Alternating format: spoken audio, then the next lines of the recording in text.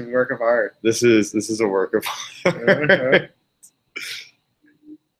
Hi, everybody. We're not making a profit off this, so I can just point out how great this artwork is. Unrelated to us. This has been in DBC for a while. So, all right. This is episode 4 of DBC Hangouts. Yay. Whoa. It's the whole thing. And with me this week is Andy Schwartz, fellow fiery skipper, fantastic artist. Thank you, thank you. Which, happy to be here. If you would care to introduce yourself briefly. Sure. Who were you before DBC? So, yeah, like Gabe said, I'm Andy. I'm from Chicago. Oh, for real? You grew up here? Yeah, born and raised. I actually went to high school just like 3 blocks away from the Chicago campus here. And before DBC, I was a artist, and still am an artist. Yeah. It's just you haven't hung up the shirt yet. Right, exactly. Or the jersey. Yeah, right now it's that's on the back burner, but something that will definitely resurface at some point in my life. But yeah, I spent college applying to this scholarship to go abroad and study traditional Japanese painting in Tokyo. Yeah. And in 2015, in April, I left for Japan and returned the following year in last year, 2016 in April. So it was an incredible experience. And after I came back, I'm bad at math. How long were you in Japan? Just a year. Just a year. Just a year in a foreign country. Yeah, but I was preparing for a year and a half after graduating college, or to get there, because I actually didn't get the scholarship the first time I applied.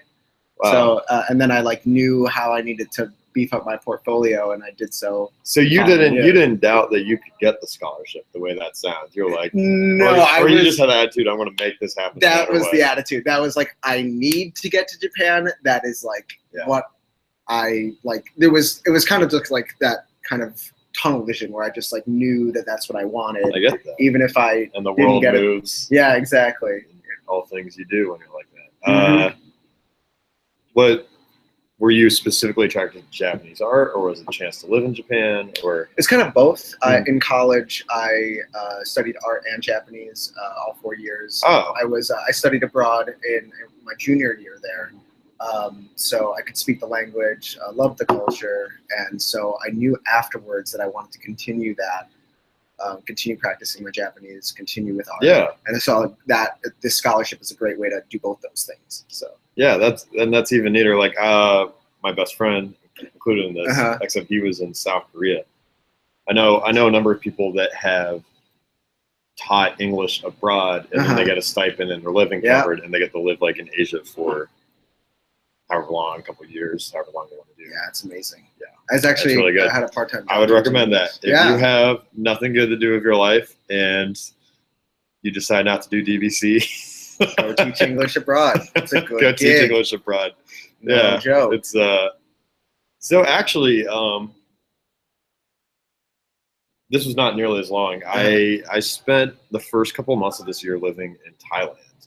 Oh, wow. Because I was training Muay Thai there. And that's so cool. Before that I was working on cruise ships, so I was living on a ship, but I was also living abroad in the same sense for a few years. Was it and I guess I'm specifically thinking of my contract in Europe because that was very different from the States in a lot of ways. Was it a hard transition coming home? Did you feel out of place when you came home? Maybe that's a better way of phrasing it.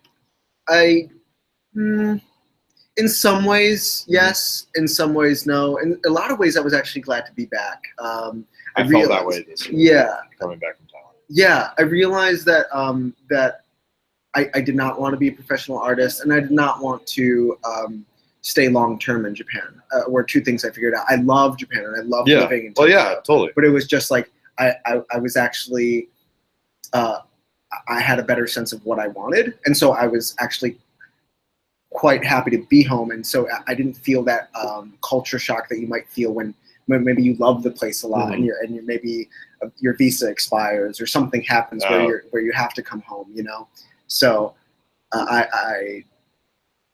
it was an easy transition, I'd say. Yeah. That's good. Yeah, I know it was more. every time I've been excited to come back to the States when I do. And I will say this in the video. This is my first time talking to someone and talking to the audience. So cut us some slack. In terms of, I don't know if I should look at the camera or if I should be talking with you. But yeah, we can talk with both, like side portrait. Coming back from Europe, I was sad in that I really, there were things about Europe I really loved that I knew I would not get in the States. For example, coming back to America, I was like, well, I'm never going to order a cappuccino again. That's the end of that. Like just because like so many places, like, I mean, like in France, like we're in Toulon, and in Italy and in Turkey. Those 3 countries in particular, like just amazing. The coffee, the coffee is just amazing. And like, if you get a cappuccino, it's like, it's such a, it's weird to say it's such a different thing, but it is in a lot of ways. And yeah, but I don't know. At the same time, like when you're home, it's so natural because you grew up there. And like Thailand's very beautiful. The people are very beautiful. It's a very lovely country. But that was much more, I was like, I belong in the States. I didn't think I belonged in Europe, but I was sadder to leave there, I guess. Like I was less ready to come back.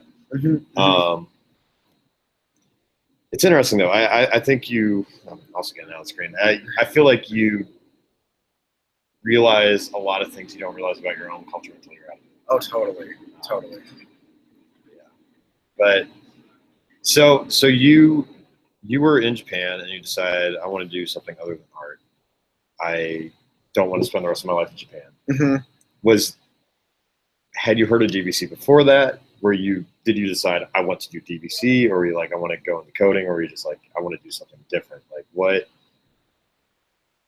That's a very roundabout way of asking. What made you decide to come to DBC and even DBC in comparison to other code camps, since there's a ton of boot camps in Chicago? I've now come to realize. No, there's a ton of them. That's a great question. So in Japan, some of the things I really learned about myself were that one, creativity is a huge part of my life and how I define myself. I knew I wanted to my work life to be a creative one. And then second, I knew I wanted to be collaborative. Painting, I love painting. I love drawing. It's a very solitary practice, and I knew that I wanted my work life to be with people. So I knew I wanted to be creative. I wanted to be collaborative, and I love learning. So like I want to be always. I just want to be in that kind of culture. So and so I was like, okay, so what is a good field that supports all those things? And I had been introduced to code in college. I took a coding class in my senior year. Really liked it. I knew it was something I liked. And so when I came back to the States after doing some work at a facility for adults with developmental disabilities, I kind of knew I wanted to switch gears a little bit, and thinking about, oh, do I want to go into psychology? Because I like people. Like, do I want to go into code? And I think what ended up happening was one of my best friends. He's kind of trades in terms of tech. He does stuff in open frameworks. He's done stuff with Arduinos and Raspberry Pi, and he's like an artist, but also like a web developer. He does he's all that. And so he was like, hey, I know people who have done boot camps. Like they can talk to you about that experience, because I was, if I go into psychology, do I go into tech? And if I go into tech, do I get a master's in CS? Do I do a boot camp? Those are all big decisions. So you were legitimately considering higher education for coding, and not necessarily just doing boot camp. Yes, totally. Wow. And so I ended up, through my friend, getting connected to an alumni of this campus, actually. And she was extremely helpful in kind of talking about the pros and cons. And after weighing it in my mind and talking to different people, I was like, yeah, let's do this thing. And because so after her, she wrote a lot, and after having a conversation with her, and then with several DBC alumni through Skype, through some of the services that DBC offered, I was like, this looks like a program that not only values technical skills, but understands that like in any job, you need to be somebody that people want to work with. You know, like you can get a job, but then like how long are you going to keep it if nobody wants to work with you? You know, that's true. So it's like, you know, not that I think of myself as a particularly negative or annoying person. It's just that I think like some of my instructors here say, like Duke says, like there's always room for like technical improvement, but definitely, and I think always so for maybe more so for personal growth and interpersonal growth. So I just thought that was really cool, that this program kind of holistically looks at the person, you know? And I've actually heard more and more people say they chose DBC because of the engineering empathy part of the program, including myself. Like that was, I didn't really, this only clicked for me in the past week. So I decided to do DBC 3 years ago. Wow. And I kind of, I guess like rather than just like go into debt and whatever, and just like totally do a career change. I was like, well, I still really like doing music, and I'm making more money doing it now. I'm going to leverage what I'm already doing to start this other field, rather than just like start like at the bottom floor again. And, you know, like minimum wage work or whatever. So you knew like 3 years out. Wow. Yeah, that's. I guess I actually made the decision 3.5 years ago. I heard about DBC 4 years ago, and I didn't realize how recent the inception was. Like, so like actually, I guess I actually heard about it in like a year or year and a half after DBC started. Which for some reason I just thought it'd been around longer. Oh, you mean inception as in like when DBC? Well, when DBC actually started. Okay, I thought you were talking about the movie. Yes. Yeah, like I had a dream and they hacked me, and I woke up. I'm like, I'm not going to do music. That's my day job. I'm going to do code. Yeah, that's totally what happened. It was amazing, and I don't know, but it's. So when I made the decision to do DBC, there actually weren't that many boot camps. And then like when I told my friend about it, like maybe a year and a half of me saving up, he started looking into it. He's like, oh yeah, there's like actually like all these different options. So you check them out. And I was like, what are you talking about? And now there's like 1,000,001 boot camps out there. Yeah, but that said, I mean, I don't want to say how good are they, but like I don't think they're all equally good. I mean, obviously, at the best level, it's all like, what specifically are you looking for? Right. And that's how you should make your choices. Like, I feel like I've heard a lot about Hack Reactor. There's a couple other ones that. Full Stack. There was anyone can. Yeah, you'd probably be much better to talk about this than me. Yeah, you're looking into it. Now they turned into like Advantage or something like that. I interviewed with them. There's just a whole bunch of some like Metis here is now for data science. Yeah, I didn't know what they actually did. And there's then we like shared an office boot with them. camps specifically for veterans, veterans of the Army. I mean, and boot camps for like data, like data security, internet security, you know, that kind of world. Cybersecurity. Like there's boot camps now for mobile development, like anything that like falls into tech. Really, there's a boot camp for now. Pretty much. Wow. Yeah. So one thing, I didn't want to interrupt you earlier, but you mentioned talking to alumni while making a decision to come into the program. Yeah. And before we start recording this, Andy Schwartz very helpfully revealed to me that there's something set up where you can talk to alumni, I guess even once you're in the program during phase 0. So that's pretty nifty. Which I was creating these podcasts to fill in this hole of information, but apparently that on some level it at least finally exists. So what is that? So just what is it? What is it? What's it called? How do you do it? It's basically if you go to DBC's main website, they have a little tab somewhere that says alumni.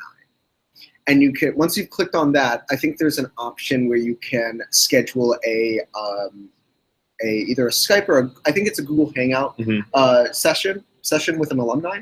And there are sessions with the alumni that you're paired with for that session. They're only about 10-minute sessions. Okay. I think they're 10-minute sessions. But you're paired with anyone that's graduated from DBC, so that means alumni in San Diego, Seattle, New York. Oh, so you can pick your city even. Actually, I think it's just the alumni is completely random. So I got paired with somebody who actually graduated from here and somebody who graduated from New York's campus. And I was able to just kind of pick their brain and just be like, hey, what was DBC like for you? What was life before and after DBC like? And what did you feel were strong parts of the program? What parts do you feel could have been better? Those kind of questions. You know, any questions that a prospective student might have. Yeah. It was like fair game in those sessions, so it was really helpful. That is awesome. And I also I don't know much about it yet, other than I've signed up for it. They have I believe it's pairing is caring. I just signed up for that today. App. Yes. Yeah. And like they mentioned the first 2 weeks. So what it is alumni will come onto campus, I believe. Yes. Well, sometimes it's Google Hangouts, but sometimes we're lucky that the two that are offering sessions will come here. Yes. Yeah. And mine's on Tuesday. I should set an alarm so I remember. Yeah. To be here. I think it's at 5 p.m. I don't think it's at a time I could not be here. But yeah, and you get to. It's very similar. It might have been more recent implement. They have. Pairing slots you do with the instructors, and it doesn't just have to be your advisor. And you can like sign up for a half hour every week, and you just sit and they're like, what do you want to talk about? What are you struggling with? What do you want to work with? Yeah. For one or two of them, I've brought in projects I've done. I'm like, hey, tear this apart or tell me what you think. Yeah. Or sometimes they'll say like, this topic's not really covered in the curriculum. I'm trying to figure it out, like what's going on here. But you can also say, I really struggled with this course specifically. I'll be like, all right, let's tackle this. That's so cool. And so this seems like another step of that, except with alumni instead of instructors. Yeah. And we also have the pair board in Chicago, which is, I think, on the other side of this board. Yeah, I think so. And you can, phase 1 students can pair with phase 2 and phase 3 students on campus, which is super cool. It's great. And for both people, because it allows what will now be us. We're both advancing to phase 2. Passed our assessments. Assessments were this week, and we are going to talk about that. We will talk about that. And oh man, that's a stressful day. But yeah, it like helps reinforce the material for people in phase 2 and phase 3 because they get to revisit the phase 1 material when they're helping. Totally. So these are teaching is a great way to learn. Yeah. Yeah. Yeah, and I like how collaborative DBC's culture is. Totally. Students helping students. So we mentioned the assessment. So this week was assessment week on campus, which very much defines the week, I think, for most of the students on board. It's also graduation week for the phase 3ers that are killing themselves doing a final project. And so that's the fun side, and we'll talk about that too, like Friday and graduations.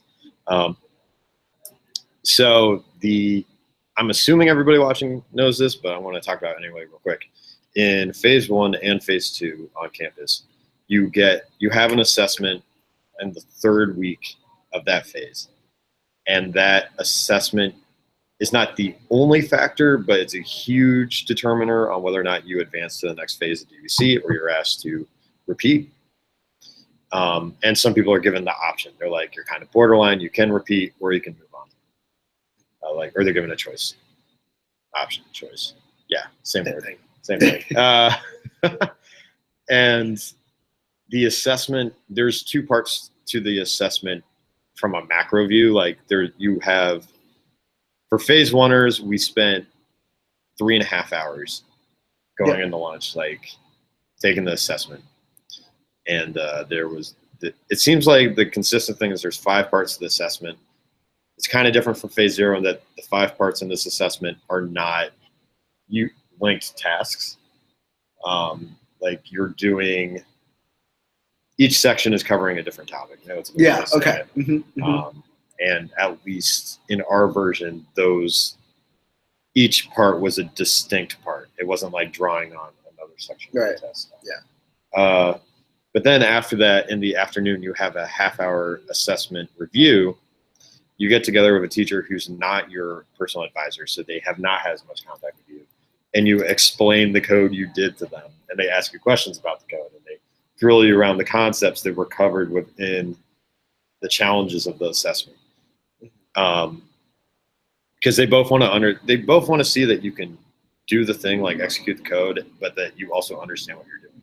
Yes. Because I think that's one thing they keep saying at school. It's like, if you can't explain the code, how well do you really know it? Yeah. Okay. And explain in basic English. Like, don't even just say, you type this method and then you, I don't know, like. And the magic happens. Yeah. Then you use .each on this array and blah, blah, blah, blah, blah. Like, rather than just saying, okay, it takes everything in the array, and then in this block, I'm saying what I want to do with these items. And, and actually, so this is one thing I did really well with my assessment.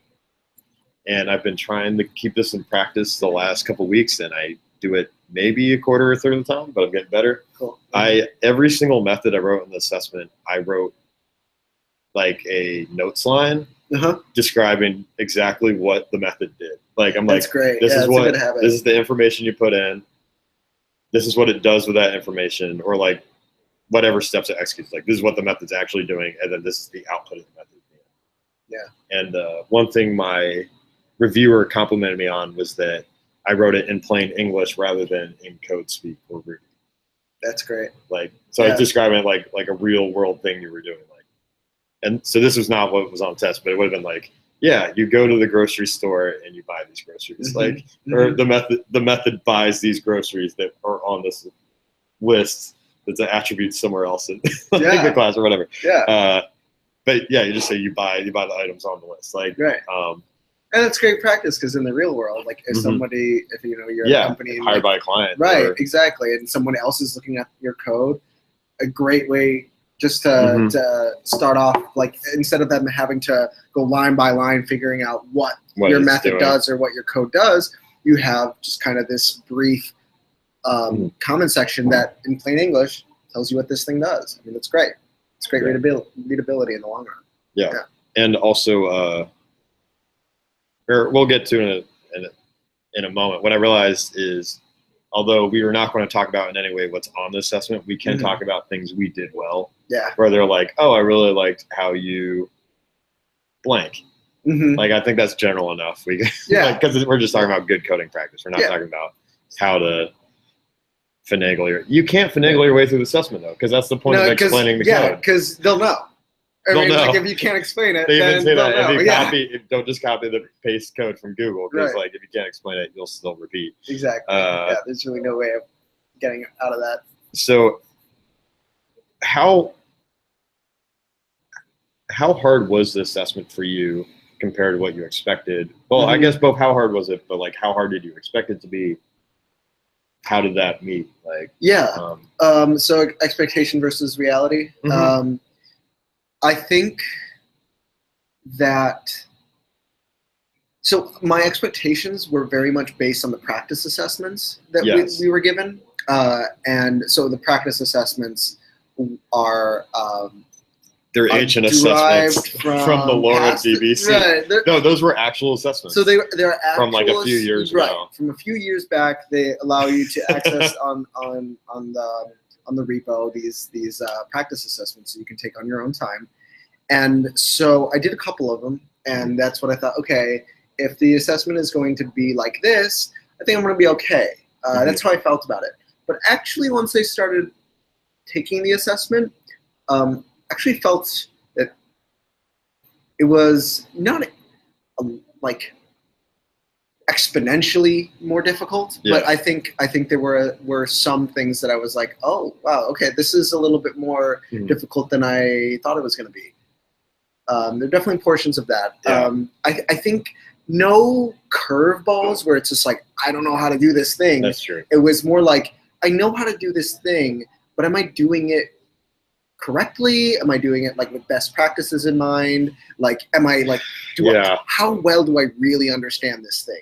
I think is like, and I think they do a good job of assessing where you're at. I think it's all fair. I think it feels fair. That's what everyone I've talked to has said, that they felt the assessment was fair. Right. And you can't ask for more than that. Exactly. And I think you can't ask more than that because you don't want it to be like way difficult that it's just like you feel like you're panicking. It's like, it's the same thing with, I think they're pretty consistent with their philosophy about like the panic zone, learning zone, and then being too comfortable. And I think it was just right in that middle circle there. It was just like, this is stuff that I'm familiar with, but like when it comes to execution, there are a lot of ways to do these things. Am I doing them with best practices in mind? Yeah, and my experience was kind of similar. I took one of the practice assessments during the break, and in the practice assessment, I'm totally willing to talk about what's in the practices because you'll have access to practices too, probably. In the practice assessment, the one part where I was like, I could do this, but I don't feel like doing this right now was SQL.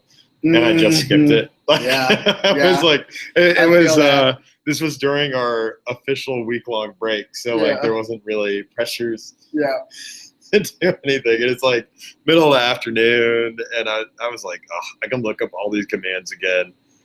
And that on campus in phase 1, you do SQL the 3rd week of phase 1. So we hadn't touched it since we really hadn't phase 0. So and I was like, I know there's just like an add command with tables and update and insert, and I just didn't feel like looking up. That's so lazy to say here. Like thinking that now, I'm like, dude, you had nothing to do that day. Like literally, I'd gone to Chipotle. I'd eaten like cookies in the park. This is not a joke. This is how I'd spent my day. It's excellent. And I just like running the practice assessment, I was like, I know I can do this. I just don't feel like dealing with it. Of all the things I think that we've been taught so far, I think like SQL might be like the least sexy of them all. It's just SQL. Like it's No, okay. I will say this. I think it's like powerful, in phase right? 0, it's useful, but like it's the greatest. It is really important. Yeah. But, so this, you would not know this. A running theme from phase 0. I think me and Mitchell spent like at least 10 minutes like SQL in detail. Just like, why are we even learning SQL? I will say this: doing SQL at DBC on campus, the first day I had less disdain for SQL at the end of the day than I had at the beginning. Nice. And after our second day of doing SQL, I respected it even more. And then when we moved into ActiveRecord, I was like, oh my god, I'm so glad. ActiveRecord makes you like. I'm so glad we learned SQL. SQL, yeah, because like then you like ActiveRecord does all this amazing stuff. Could you imagine like getting? So what? Okay, ActiveRecord's kind of weird because it kind of bridges between Ruby and SQL and interacts between the two. And I guess also that week we learned how to use Ruby to do SQL commands. So without having been introduced to the SQL syntax first, I was like, this would be so much harder to pick up. Yeah, definitely. And serious testament and credit to the instructors, both Hunter and Alyssa. Two of the breakouts that week that really helped me with assessment. One was on schema design. And like during the break, we had weekend schema work. So we had ended up having 9 days to do what was supposed to be 1 weekend's worth of prep work. Yeah, is how that turned out. So, and that's one thing we'll talk about. How do we spend our breaks? Yeah. Keep coding. But like Hunter's breakout on schemas, after that, I felt like I'm like, okay, I understand what a schema should be. I think I understand how foreign keys should be used and like the different relationships. Like a book has an author. There's only going to be one author for a book. In a schema example, you can use multiple authors in the real world. I'm trying to have a simple example. It's impossible. But and then like Alyssa's breakout on using SQL commands, that I wrote it down and it just, everything clicks so much more now. Like now I just have a clear, easy way of how to do it. Because I guess like you're initially taught this longhand version within SQL itself, and then there's what Hunter called syntactic sugar. Yeah. That's exactly the term he used. Yeah. Now everyone's using it on campus. I wonder if it's a real term. Or if I think it is a real Hunter term. Yeah. So it's much simpler to use SQL in our times than maybe a few years ago. Yeah. It's good to know how to do both, obviously, so that when you encounter it, you know what to do with it. But yes, I like SQL more than I used to. And now that I have like a clear structure, I'm like, oh, you can just use the same structure every time, regardless of the kinds of commands you're writing. It's a lot nicer. Oh, and kudos to DBC. I don't know if this is because of feedback I gave. During phase 0, both in one of these videos and what I wrote, I said I struggled learning SQL because they showed us the entire command line in a single line. And then it was just like hieroglyphics to me. Yeah. And then it was like on Code Academy, instead they had it, you say select all next line from these tables, next line, where this. And then that's when I'm like, oh, okay, I get SQL now. Like, but now here on campus, like that is how they did it in the examples. Sort of like, so again, I don't know if that's them changing the curriculum from feedback, but I've heard other recent alums, when I mentioned something they're doing, they're like, oh wow, they like used the feedback I gave. So again, kudos to DBC, like turn around with these things. You take that very seriously. Man, we're getting off the assessment topic, talking about just how SQL and ActiveRecord. I don't hate SQL as much as I used to. Maybe that's I mean I don't even hate SQL at all anymore, truthfully. It's just I think it's like you said, it's less creative, it's stiffer, but you know what? Okay, so flip side for people that are not like us, but there's a number of DBC students I heard say this week they love doing ActiveRecord and they love doing SQL because there's one way to do one thing, and like they liked that. I guess rather than this like chaotic, flexible. At least for me, I like the space of Ruby. That's what I've realized more and more. I like Ruby because there's a lot of different ways to do things, and there's a lot of different ways to break the code. This is true. So phase 1 assessment, I think we talked about you have an advisor session where they go through your code review. And you talk through the code. And at the end of the day, you get your feedback about like, we're going to have you repeat, we're not going to have you repeat. And they have a meeting with all the teachers.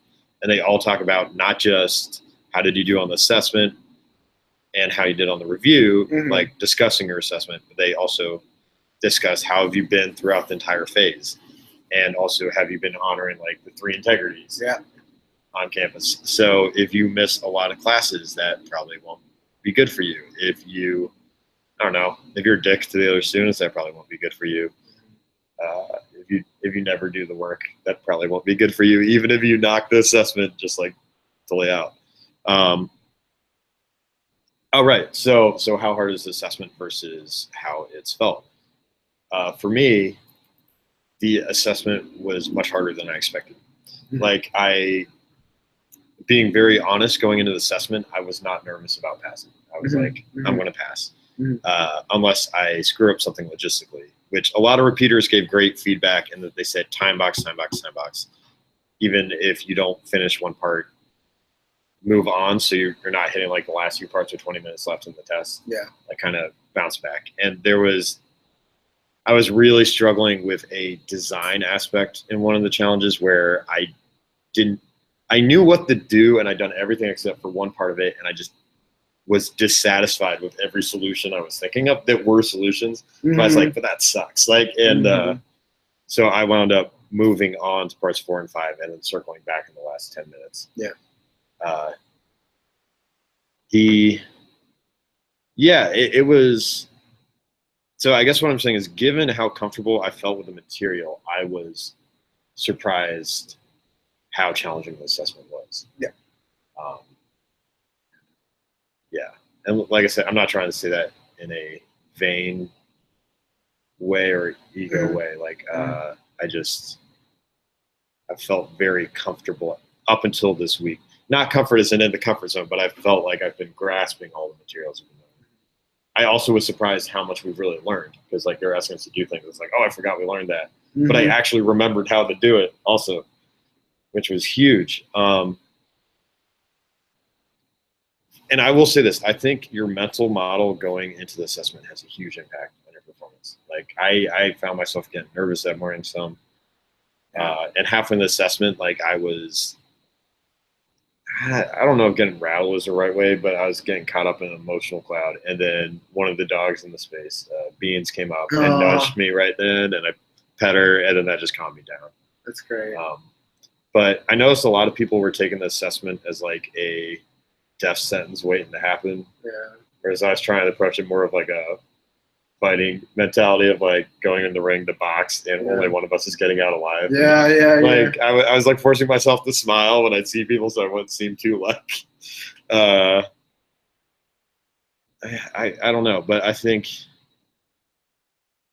don't think it helps anyone to just be. It's stupid to say don't be nervous. Whatever you can do in the morning to kind of like calm yourself, whether it's meditation or going for a run, that would be a good day to do it. I agree with that. And they had a great thing that I opened up and read several times during it, where it had to do with is outside of the things you had to do. And they said, "Are you feeling nervous or anxious? Like, read this." And it was this really nice sort of blog post about calming yourself down and taking in deep breaths and like all these physically calming exercises you could do during the test. Yeah. So that's really important. How did you prepare for the assessment? So, like I mentioned, I opened up those pre-assessments earlier. Those sample, like the ones the assessments that they've done in the past, basically, and allowed us to look at. I did a couple of those, and that's pretty much how I prepared for the exam. Just doing a couple of those, like interspersed with the work I was doing throughout the week. How did you prepare? And prepare does not necessarily mean studying. How did you prepare the night before the assessment? I think the night before the assessment, I actually opened up the third assessment. So they uploaded an alpha, beta, and then whatever the third one was, Charlie or something. Charlie, yeah, sure. I think it was like something like that. Omega, something. And I did like one or two exercises in that. Out of the sections that I felt like I had where I was most uncomfortable. So I tackled that but actually looking back, it wasn't like that helpful because like it was, this but like, good. I but it wasn't honest. Because the actual like part that I felt uncomfortable during the test was like actually like in like when I was doing it felt so much harder than like the stuff that I was doing in the actual practice assessments. I felt it was like leagues harder. You know, it's just like that is one of the funny things. Like, one of the parts where doing practice assessments, I was like, oh shit, this is my weak spot. And I can't say I did as much to prepare for it as I should have. And then when I hit it on the assessment, I breezed through it. Wow, except for like one question. And you can use any notes you write down. And like it's like, we need you to do this kind of thing. And I like pulled my notebook out of my bag, flipped to the page I knew it was. And like I have like a template there. Template's like this command blank, this command blank, this command blank, comma, comma. I just looked at that and I looked at what I had to do. I wrote out the template version and filled in the blanks. It's great. No, that's basically what I did. And that's how I breezed through the hardest section. Except I only used it for 1 out of 10 questions in this section. Nice. That felt good. That felt really good. And it's funny, the person reviewing my assessment, those notes were from a breakout they had done.